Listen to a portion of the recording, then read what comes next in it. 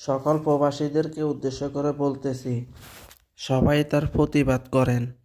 আমরা কষ্ট কইরা টাকা কামাই, আমরা যদি 2-3টা মোবাইল যদি এয়ারপোর্ট দিয়ে না নিতে পারি, তো বিদেশ কইরা হাজার হাজার টাকা রেমিটেন্স পাঠাইয়া বাংলাদেশের উন্নয়ন কইরা কী লাভ? আমরা নিজেরাই তো স্বাধীনতা পাই না। ডক্টর ইউনূস বাংলাদেশে বিমানবন্দরে প্রবাসীদের জন্য ভিআইপি লাঞ্চ চালু করছে। তো ভিআইপি লাঞ্চ চালু করে লাভ কি যদি আমরা হয়রানির শিকার হতে হয়?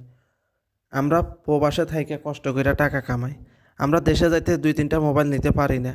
এয়ারপোর্টে তাদেরকে ব্যাড ট্যাক্স দিতে হয়, চাঁদা দিতে হয়, ঘুষ দিতে হয়, আর কিছু বললে হয়রানির শিকার হতে হয়, আইনের জালে পেঁচিয়ে দেয় আমাদেরকে।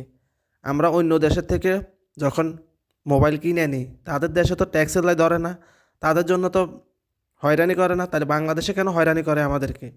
এটার প্রতিবাদ করুন, সকল প্রবাসীদেরকে বলতেছি।